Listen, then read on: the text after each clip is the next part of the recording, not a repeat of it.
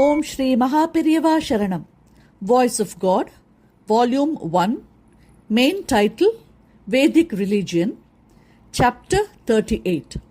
Why should Veda Rakshanam, preservation of Vedas, be a lifetime undertaking? The question arises, it can be accepted that the division of functions on hereditary basis is beneficial to the entire society. But if the Brahmin's function is to protect Vedas, in what way is it good for the society? The potter makes the pots, the dhobi washes the clothes, the weaver produces the clothes, the cowherd gives milk, the farmer tills the land. Thus, each one carries out a function. These functions are necessary for the day-to-day life of the people. They directly enjoy the fruits of such labor. They eat the rice produced by tilling. They wear the cloth produced by the weaver.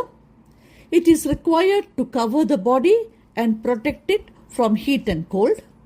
Milk is consumed. It is converted into buttermilk and taken. The pot is put on fire and cooking is done. Thus, the people of other jatis give what is required for practical living. What does the Brahmin give? What work have the Shastras, which have ordained the Varna Dharma, allotted to him? The Brahmin has to hear the Vedas and learn them. That is, he has to do Adhyayana. In the same way, he has to teach others by reciting it. That is, he has to do Adhyapana. Recitation of the Vedas is Adhyayana. Teaching the Vedas to others is Adhyapana. The Shastras have ordained the daily rituals and disciplines to be observed by him and performed by him as his function. At least if I say that the meaning of Vedas is very great and therefore they are to be protected, the modern mind may think of accepting it. The community of people require arts, knowledge and everything. Since the Vedas nourish the intellect, one may think, let some people propagate its meaning among the society. But Shastras, instead of saying this, ordained that the Brahmin must keep protecting the Veda Shabdam and protect the entire community of people by giving it to them. If it is said that everyone should be enabled to understand its meaning, it can be seen how it can contribute to the welfare of the whole community of people. If, on the contrary, it is said that the Shabdas must be preserved by a specified group of people, it is difficult to believe that it will serve Lokakshema, that is, welfare of the world. Just as the society will be affected if other functions are stopped, it is not clear how the society will be affected if Veda Adhyayana stops. If this is to be understood, we must know what is Veda. It does not help if this is considered merely intellectually. It will be useful only if we believe in what is said by those who have experienced it. The moment this is said, objections will come up. How can that be, sir? We are rationalists. We will accept the thing only if it satisfies the intellect. What to do if such a stand is taken? How can it be claimed that everything must come within the understanding of human intellect? Man is one among many living beings. Will a bull or cow understand what takes place in a laboratory? Can the bull say, since it is not clear to my intellect, these physical laws cannot be there? Let us not take the example of a bull. Even among men, how can they be understood by those who have not studied physics? But because it is stated by those who have read well, others who have not read believe them. Looking at what happens with the aid of instruments they make, they accept the laws. In the same manner, we have to believe what those who have followed the Shastras say about the Vedas. On the basis of visible benefits which it has given till now, we have to accept it. The one significant benefit that can be seen is that Hindu religion continues to flourish as an ancient religion despite several onslaughts. Another reason is that in the entire world, the largest number of great men have appeared only from this religion. Because people have accepted with faith without saying it must appeal to our intellect, they have prospered. That rishis are those who went beyond human intellect and became transcendental, and Veda mantras have come to the world through them, is the fundamental doctrine.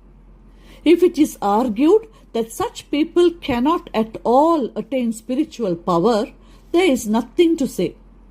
We can point to the living great and those who have attained siddhi, special powers, and tell that these people possess powers which others do not have, and looking to them at least, you can believe. If the reply to this is that such people indulge in cheating and jugglery, then there is no argument. In our present state, the view that nothing could be there which is beyond the understanding of our intellect is the most irrational argument. Those who talk like this must properly understand it themselves. Despite there being several political meetings, you have all come to me in the expectation of listening to some interesting talk. I think that no one amongst you is such a rationalist, and therefore I am giving you reason why Vedas should continue to be alive in the traditional way. To those who are not like that, it may appear that there is something right in what the Swami is saying. My talking repeatedly about Veda Shabda and giving importance to it is not clear, is it not? All right. How does Shabdam get generated? Where there is movement, there Shabdam gets generated. This is said by the rational science itself. By making different movements in sound, we have created different kinds of word sounds. Shabdam may appear to be those which the ears can hear. But when we consider radio, telephone, etc., we find that some sounds can be converted into magnetic waves which cannot be heard. What we hear, see, etc. are all these magnetic waves. Science has advanced to a position that it can be said that one who sees and hears and his brain too are these waves. Let that be. In the world, so many millions of insentient things have appeared. Mountains, earth, rivers, ocean, etc. Different kinds of living beings have appeared. All these have been created from out of something. During such creation, that something must have undergone several movements due to which all things happened. If movement is associated with sound, different kinds of sounds must have existed before creation. In this creation, each gives life to the other. When taking care like this mutually, several kinds of movements or sounds must get generated. It is not that movement is there only in physical activity. Scientists have discovered that even our thought process is a kind of electrical energy flow. Due to this, since each of our thoughts is also a movement, there should be a sound too. Since these sounds are extremely subtle, our ears cannot hear them. The naked eye cannot see the bacteria, but it can be seen through a microscope. In the same way, there are plenty of subtle sounds which are not audible. If there is a movement either physically or through the mind, a sound must get generated according to science. Every movement has an exclusive shabda associated with it. To put it differently, For producing each and every sound, a specific movement has to be made. A musician is singing. We want to sing in the same way as he sings. If we want to produce the same sound variations, we have to move the vocal cord in the same way as he does. Sound and movement get generated together. From such generation, a physical thing or a mental wave gets generated. All in all, Srishti takes shape from Shabda. This philosophical concept, it is seen, is correct according to rational science too. The Shabdas, which are the roots of Srishti and all the activities and thought processes that take place in it, fill the space. When we clap, a sound is produced. What happens to it? It remains in space. There is a movement and a Shabda associated with good and bad deeds. If that sound is produced, the good or bad associated with it must happen. If good thoughts occur to people, there should be movements which produce them. There should be sounds appropriate to such movements. If we can produce such sounds, good thoughts will keep coming up in the minds of people. What greater happiness is there for the world than people having noble thoughts? Veda mantras are sounds which have the power to prod them towards such thoughts. Not only that, food is essential for people to live. Rain is necessary for production of food. If clouds get formed and they rain, it means that these phenomena are the result of several movements. Therefore, if certain sounds are produced and through them the appropriate movements are caused, it must rain. In the same way, we can produce all the good things and necessities of life through sound. It is true that through certain sounds, we may also be able to produce unnecessary and bad things. But the sounds in the Vedas have the happiness of the world alone as their aim. Ultimately, if movement and sound get generated, did it happen on its own? No. If a variety of movements occur on their own, will there not be a mess, each clashing with the other in a disorderly manner? But how much order, discipline, and mutual relationship exists in the world? When we see this, we understand that it is a great intelligence which has planned, caused, moved, and brought about the creation. The movement that got generated in that great intelligence is Veda. That is why it is said that Veda mantras originated from the Paramatma. We have to protect such sounds now too and do good to the world. Veda mantras are the grouping of such sounds meant for universal welfare. The question comes up in the mind, how can that be? Veda mantras are clearly audible to our ears. During Srishti, the sounds that were generated beyond space are not heard. How can both be same? Whatever is there in the universe is also there in the living being. What is in the infinite whole is also in the body. What is in the Andam is also in the Pindam. Because of this, it is possible to create in the space movements which produce the good of the world by raising the mantra shabdas in proper swaras which cause movements in the nadis of the body. This may appear impossible for the rational intellect, but it is a fact accepted by all people, including atheists, that in the human body there are tools, sense organs, which can grasp many matters of the universe. If there is a sun in the world, our body is able to feel its heat. If there is a flower outside, our nose can smell it. If there is sugarcane, there is a tongue to know its taste. Our eyes perceive that one is yellow and other is red. Unless one single thing had made the universe and the body, it will not be possible for the one to understand the other or lead life based on that. If we go one step further, it will be understood not only that one thing only made both the universe and the body, but also that one thing itself is the universe and the body. Yogis have directly perceived this. It will then be absolutely clear that what is in the Andam is in the Pindam. Whatever are there in the infinite space are in the body also.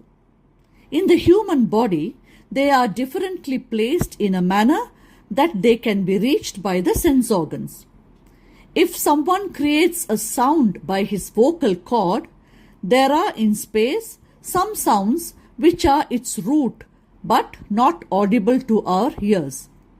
Just as radio waves are converted into sound, if man can grasp the sounds in space and convert them into sounds which can be heard by the ear, he can achieve through sound whatever is required for the happiness of the world. The science which enables this to be done is yoga. The same yoga which by the movement of nadis gives the yogi the purity of mind, shows the way to grasp the different powers of the universe by the nadi movements created by different mantra shabdas, just as the radio, when tuned to a particular station, receives a particular music. By yoga sadhana, it is possible to know all that is in the Andam and bring them to Pindam, which is the body. If a proof is asked for what I say, which will satisfy the intellect and consistent with reason, it is not possible. In our present state, what is beyond human understanding is yoga. Vedas are there to tell us about things which are beyond the capacity of our mind, which is trifle. When such is the case, if proof is wanted through reasoning for something which is beyond reasoning, it cannot be given. It is possible only if what the great men say is accepted with faith. Only if everyone follows the rule of Yoga Shastra, truth can be known. It will definitely not happen that all those who question like this will practice Yoga Shastra, or if it is said that we can accept on seeing the powers of a true yogi. The question first of all is how to make one believe that he is true yogi, or what he does is not mere jugglery. So faith has to be given a place somewhere. Then through inferences, our own achievements and experience gained therefrom, all these strengthen the belief and confirm that this is truth. We cannot help those who will neither believe nor know it through their own practice. I am saying this to those who believe that there is a state in which Andam and Pindam, universe and the individual, can be seen together as one. There are people who have attained that state. They can convert what is subtle in one as something solid, physical in another. When we look at the universe which functions in such an orderly fashion, it is clear that there must be a super intelligence behind all these. It is from that Paramatma that all the things we see and all the sounds we hear have appeared. The universe of sound first appeared in space, and it was after that the universe we see appeared. All these sounds are in space. Whatever are there in the external universe are there in human body also. The space which is outside is also in the hearts of beings. Yogis, when in the state of samadhi, experience this Hridaya Akash, that is, space in the heart. In that state, the distinction between the external and internal vanishes and all things become one. The Hridaya Akash and the external space become one. In that state, the yogis are able to grasp the sounds in space and give them to the world. These sound groupings, which are for the welfare of the world, are the Veda mantras. No one has composed them. Although each and every mantra carries the name of a rishi, that particular rishi did not compose that mantra. When it is mentioned that a particular rishi is for a particular mantra, it only means that rishi perceived the timeless mantra which is in space and gave it to the world. Rishi has been given the meaning mantra drashta, one who discovered the mantra. It is not said that he is mantra karta, one who composed the mantra. Just as within the body, the breath by its various movements enables life to go on, life in the universe goes on due to sound vibration. Veda mantras are Paramatma's breath. Therefore, without these, there is no Paramatma. In other words, they are eternal as the Paramatma. What is special about Veda mantras is that in the form of mere sound without meaning, they do good to the world. There is something more. They have noble meanings also. All the Vedas say as the highest truth that only one Satyam has appeared as so many. Apart from this, even when they are mere sounds, they have the forms of the Devatas appropriate to the sound and ensure the benediction of those Devatas and even their appearance before us. Shabdam does not yield fruits on its own. The Lord is the one who gives all the fruits. Even then, instead of yielding the fruit himself, just as the king or the Rashtrapati administers the state with the help of officials, he has kept a Devata in charge of every fruit. The mantra for the Devata is the Devata itself in sound form. By constant repetition of the mantra of the form of sound, if one attains Siddhi, he can see the form of Devata with its appropriate parts of the body. To such a Devata Shariram, if with recitation of the mantra Ahuti, that is the oblation, is made in the holy fire, that itself becomes food. If yajna is performed in this manner, those Devatas give special benefits. Do we pay the taxes to the king or the state directly? We pay them only to the officials. In the same way, to the Devatas who grant benefits for the welfare of the world, as the officials of the Paramatma, we pay taxes through Veda Adhyayanas and Yajnas. The greatness of Veda mantras is that they are of the Devatas form. Veda Adhyayana will obtain and give the blessings of the powers of the universe, which give prosperity and peace not only to our country but to the whole world. Several Westerners themselves praise the Vedas, saying, even if they are looked at from the literary point of view, Vedas are not the words of uncivilized tribal people. They contain all the rasas. More than this, it enables one to have the darshan and benedictions of several Devatas. More importantly, the Upanishads deal with the highest philosophical thoughts. Although the Vedas enjoy a pride of place due to their meanings, their proud place on account of Shabdam is not less. If we go further, Shabdam is a force by itself. This is a general truth applicable not only to Veda mantras but to any mantra. In several mantras, the importance to Shabda is more than that to the meaning. The letters of the mantras and the swara with which they are to be pronounced have a special power. The meaning does not have that much importance. If you take, for example, the mantra for scorpion bite, there will not be any significant meaning to it. It used to be the view also that the meaning should not be said. Even so, if the sound formations are recited by the sound vibrations created by it in space, that is by the power of the alphabets, the poison gets neutralized. Each and every shabdam has a different power. Abhicharam is a mantra capable of harming others. Those shabdas have the power to harm. In all this, the power comes from clear pronunciation and repetition according to the swaras. It used to be the practice to remove the teeth of the people who indulge in black magic.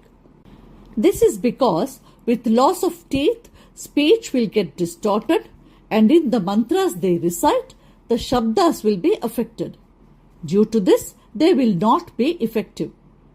Only if the pronunciation is clear, the aksharams or the alphabets will be effective. Once we understand the power of shabdas themselves, then the talk of which mantra is in what language and whether we can change its language will not arise. We will not say such things as Shraddha mantras can be translated in English, or that late father will understand only if the mantras are said in Tamil. The mantras in the Vedas are those which will benefit all beings here and hereafter. This has to be believed. It should not be asked whether what our ears cannot hear will be audible to the rishis. There are such things as divine vision which can see what we cannot see, and divine hearing which can hear what we cannot. Now we are able to see with the lens within the eye. If the lens is different, whatever we see will be different. By Yoga Shakti, these divine powers can be attained. It is not correct to examine what is in the Vedas with our eyes, ears, buddhi and reason. As a matter of fact, Vedas are there to tell us what cannot be perceived by our eyes, ears, buddhi and reason. What we can see, we understand ourselves. There is no need for such a thing as Veda. The rishis who possess the divine vision have perceived what cannot be proved with evidence, what cannot be reached by buddhi, and given them as Vedas. We are not able to see what is happening in other countries. We come to know of them through newspapers coming from there. Immediately we believe them. The rishis have given us the newspapers of Veda mantras for knowing what cannot be known through any of the instruments in the world. They have to be accepted in good faith.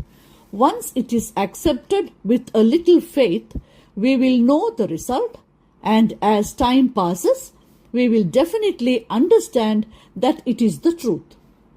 Even at present, we find that certain things happened here and there by mantra shakti. In this, the harmful is more than the beneficial. All kinds of black magic which give rise to fear by the very mention of mantrikam. But from this, we can think for ourselves and know why there cannot be mantras formed by shabdas which do good, if there are shabdas which can do harm. Now and then we hear good mantras. We read Varuna Japam was conducted. It rained. In our own place, we see such things sometimes. In another place where Varuna Japam was conducted, it may not have rained. On that account, the mantra itself should not be discarded as being powerless.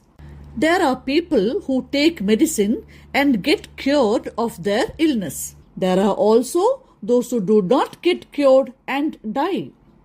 Because of this, can it be said that there is something wrong with the medicine? If the medicine is not effective, we say that the disease must have progressed over a long time. In the same way, if the karma is very powerful, any mantra may be ineffective. There is another reason too. If the diet restrictions are violated, then medicine will not be effective.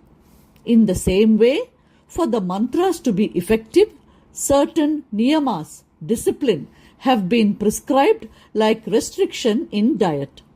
If the niyamas are violated, the benefit expected from the mantras cannot be obtained. Yoga Shastra is a science.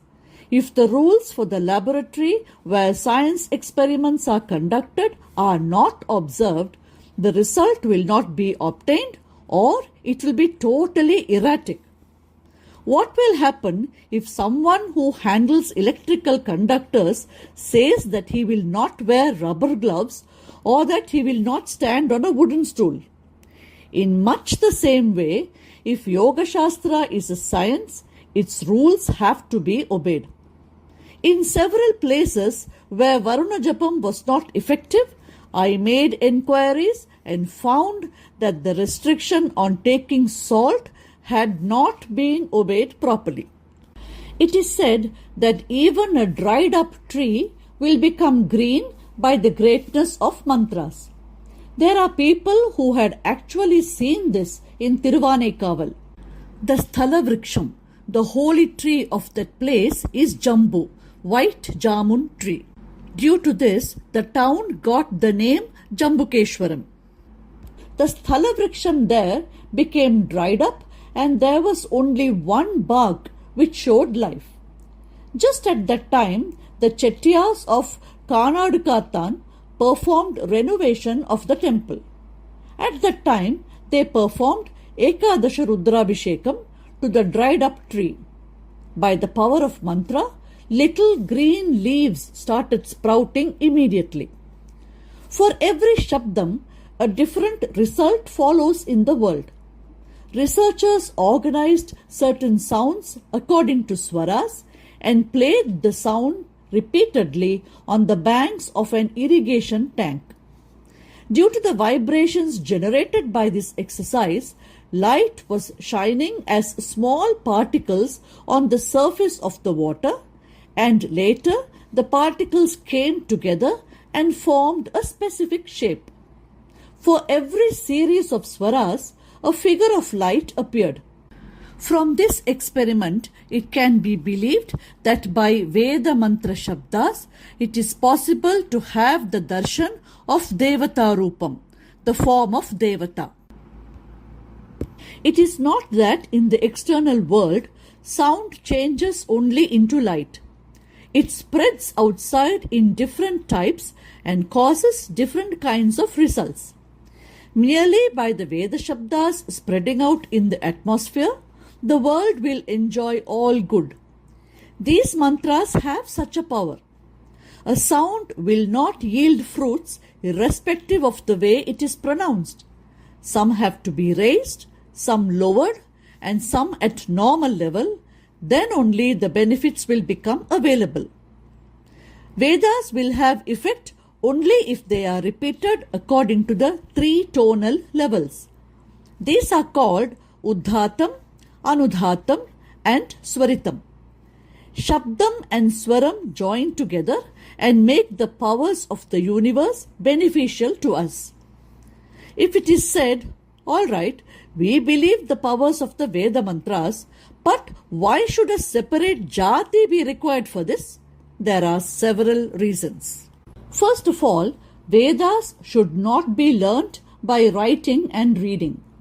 They should be heard again and again, repeated and learnt by heart. What is learnt this way has to be passed on to the next generation by repeating orally. This is not possible if some other trade or job is also taken up. This is a matter which requires so much time. Not only Vedas, the Brahmin has to learn other arts and sciences and teach them to the jatis which have to do different kinds of jobs.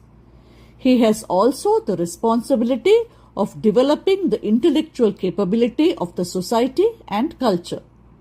He must learn all Shastras, including Dhanurvedam, which is about fighting wars, and teach them to each jati according to the hereditary jobs they have been doing. According to Shastras, even if he has learnt all the trades, he should not practice any of them himself for a living.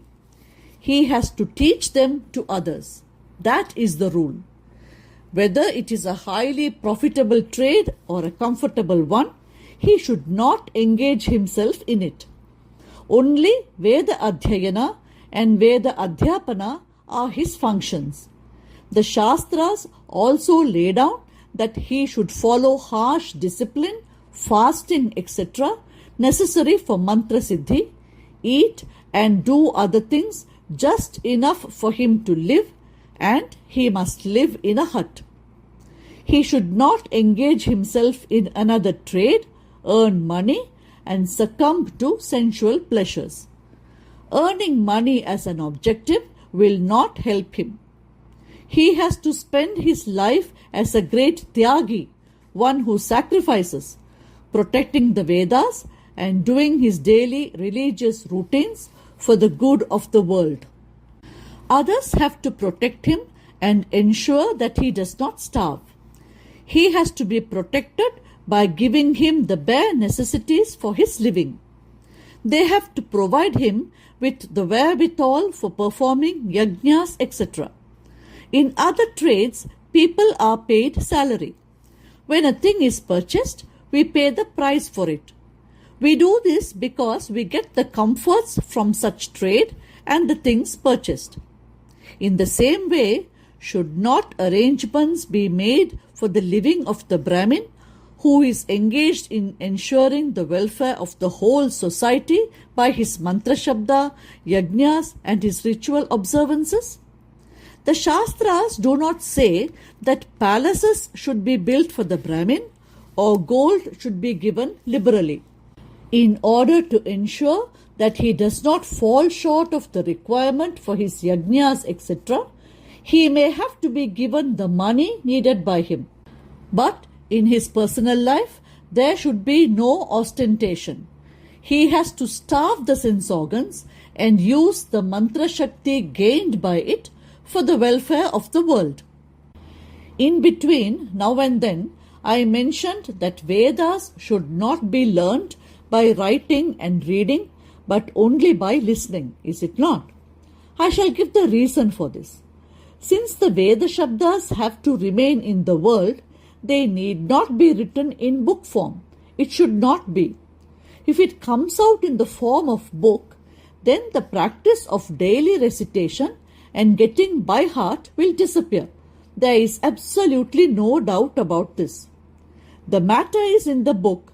Whenever necessary, we can refer to it. Why should time be spent in getting it by heart? This kind of indifference will set in. I shall give an example of recent times.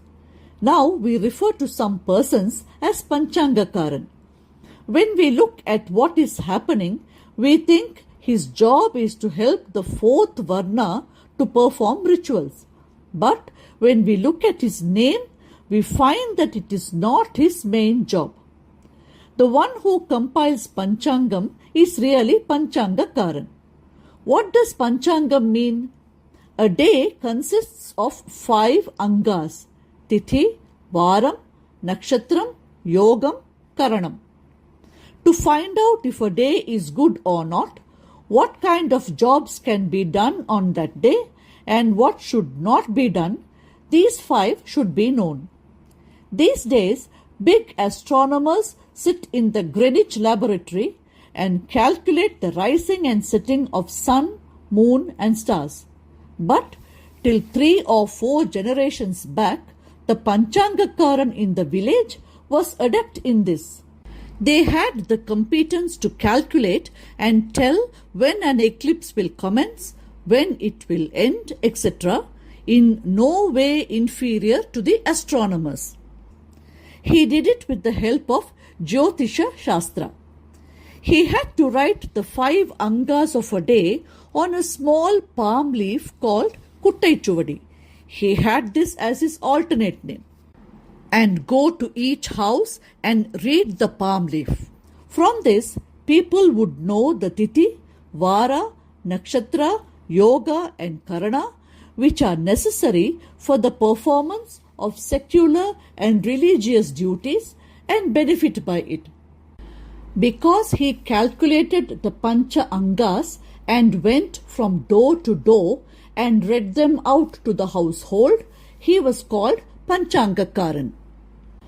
If today the Panchangakarans have completely forgotten this great Shastra, what is the reason for this? Printing press came. Panchangam, not for a day, but for the whole year, is compiled and is being printed in book form. Once it has come in the form of a book, there is no more the thought of getting by heart the basic Shastra and practicing it. All in all, we see the Panchangakaras are there for namesake without even knowing why they got this name. Panchangam, which is a part of Jyotisham, has been ignored and a state has been reached when it would disappear. If they had said that Vedas can be written in book form and taught to others, they would have had the same fate. There would have been no scope for Veda Shabdam to prevail in the world and bestow good on all the beings. Our ancestors knew very well that if it was written down, people would have developed indifference. They had declared that one who is studying the Vedas by writing and reading was Adhama. In Tamil, Veda is called Ezhudha Kilavi, unwritten language. In Sanskrit, Vedas have the name Shruti.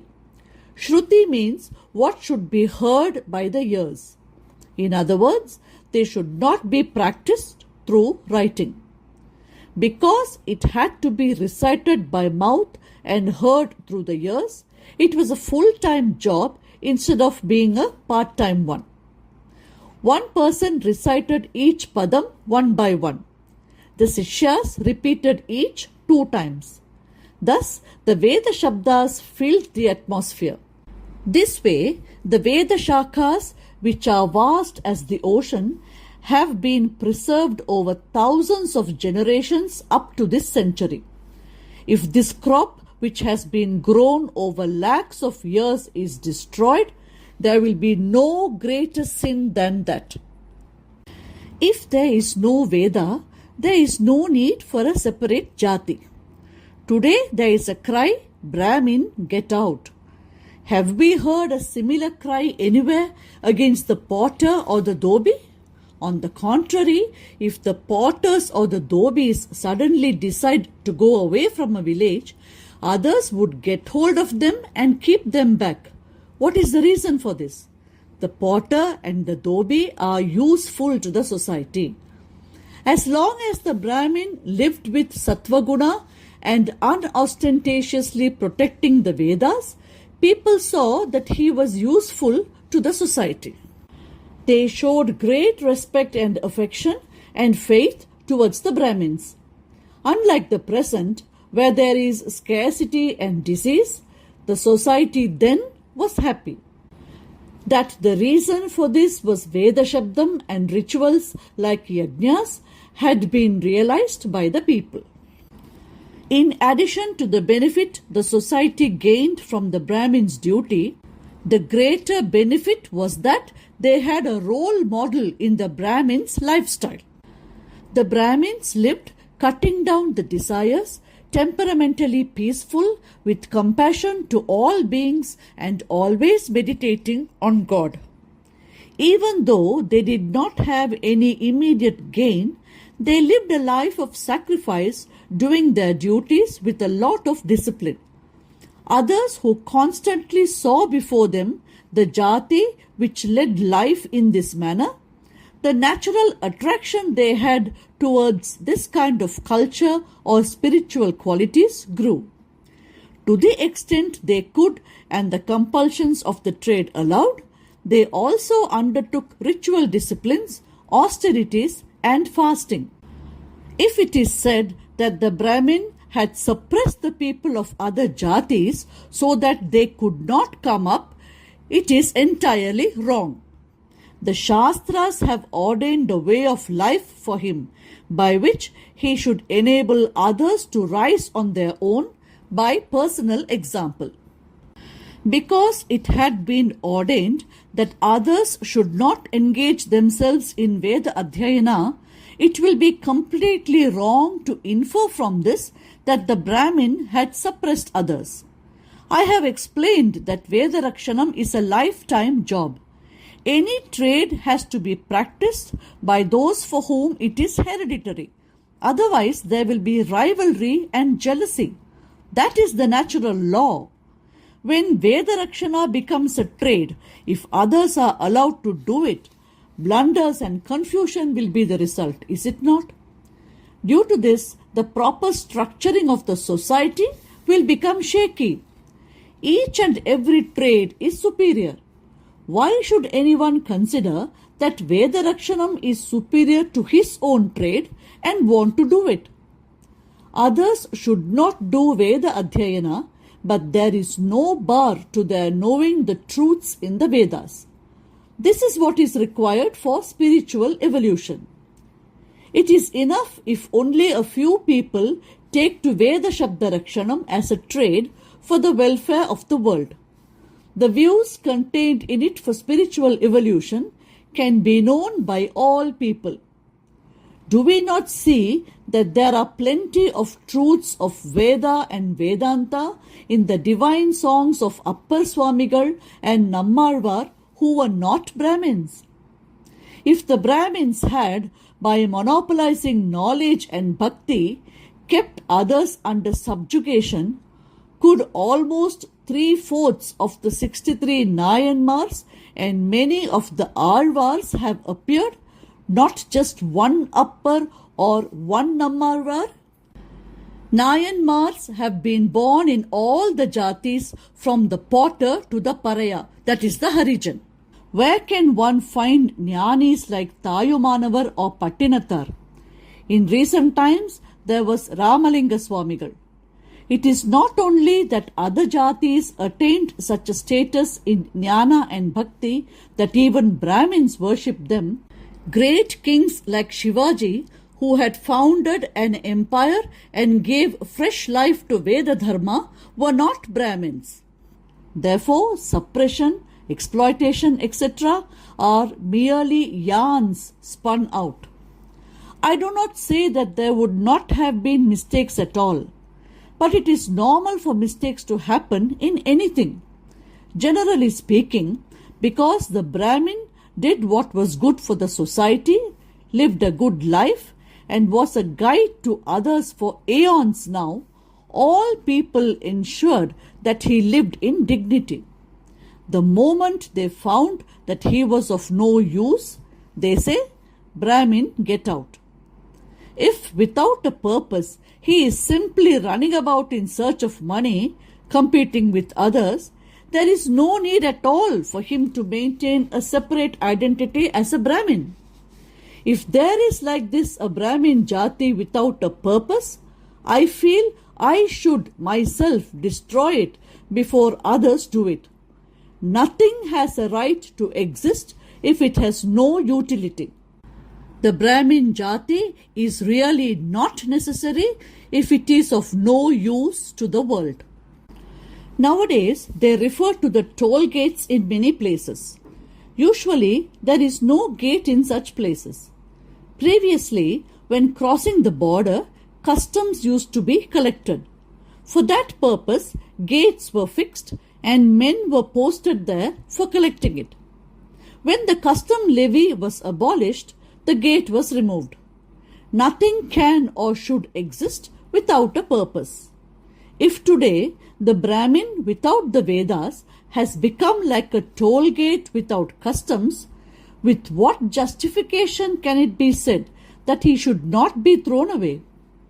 If the Brahmin of today expects to have some kind of exclusive respect, he deserves to be looked upon with hostile feelings and abused too. But the hostility and the calumny should be fair. The calumny should be for his having discarded his dharma, but there should not be calumny that valuable capital, that is Veda Dharma, is wrong. It is to enable the Brahmins to follow the Dharma that others should assist him. If the world has to be happy, Veda Rakshanam has to be there. Others will have to develop the attitude that those who have this as a hereditary job have to survive. If in the manner of the Brahmin who has given up the Vedas, others too give up their faith in Vedic religion, they are not justified in abusing him. If it is said that Vedas are not necessary, then it would mean that the Brahmin was right in having given up his dharma and his hereditary job. When once he has given up his hereditary job, he has to find other jobs for his living.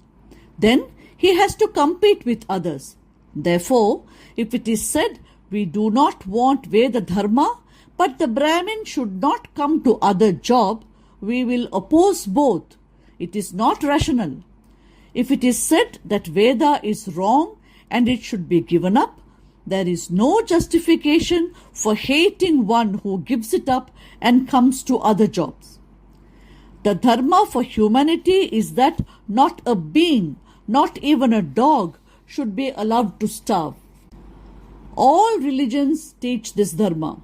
Even those who do not want any religion do not fail to talk of this kind of love and sacrifice. Therefore, to think that one should not do his hereditary job and should not also take up other jobs but should starve and die is unjust. The biggest help that others can render is to enable the Brahmin to live a true Brahmin's life by engaging himself in Veda Rakshanam. I have heard it said in those days that some Brahmins would go to the Harijan colony saying, "Come, let us become one." But the Cheri people said, "Oh no, you continue to do your job. That is good for you and also for us," and broke their pots, which were the only property, and prevented the Brahmins from entering the Cheri. Even though separated by the nature of job, and even though not mixing with the society, each did his job with love at heart and the feeling that general good should be taken care of. This feeling was there even for the most ordinary people. Even now, people in general have not in their heart of hearts lost all faith in the Vedic ways and belief in God. My view is that it just cannot go. If it is said that there is a hostile propaganda, it is happening for some political reasons. If one sees deep inside, people have love and respect for Vedas, the related rituals, the conduct based on Vedic injunctions, and other things. If only the Brahmin takes a little to the right path, all hostilities would just disappear. I had mentioned that without expecting that others must support him, he must, with the feeling of Swadharma, be prepared to even give up his life. But the reality is, even if he does not expect, I am confident the society will never allow him to fall to such a bad state. My argument is that even if the society lets him down, he must protect Dharma. However much others may criticize him or extend hospitality to him or whatever they may think of him, he must preserve and protect the Vedas for the welfare of others. Whatever I have said all these days to the Brahmin community has been said keeping in view the other communities also. There are several dharmas which need to be told to them. They are also eager to know them. If properly explained to them, they will accept it with faith and follow it. But before preaching to them, I want to make sure of my own qualification for that purpose. There is a general feeling that the Brahmin community is under my control. Since there is a lot of Vedic rituals and disciplines observed in the mutt, There is a general feeling, rightly or wrongly, that I have a special right over this jati which is exclusively meant for Vedas. In such a state, if I start preaching dharma to others, even assuming that they will take it with love and humility, another question might arise in their minds. They may think the Brahmins who follow him have not corrected themselves in any manner. When such is the case, he has come to preach us. Really speaking, to me, all are alike. As a matter of fact, my dissatisfaction is great with the Brahmin who has given up the most exalted Vedas. However, since a general impression prevails among people that the Brahmins are under my control in a special way, I am tirelessly telling them, start Veda Rakshanam again wholeheartedly. Only if you, the Brahmins, bring to practice a little of this, I will have a right to talk to others about their dharmas. Brahmins have to help me to tell others who are keen to know what is good and follow it by following, as far as possible, whatever I have said about Veda Rakshana and ritual observances. All people, all beings should be happy. It is for mutual help that people have to follow their dharmas without any thought of superiority and inferiority. Some people have to protect and preserve Veda Shabdam in order that all people have plenty of food and wealth.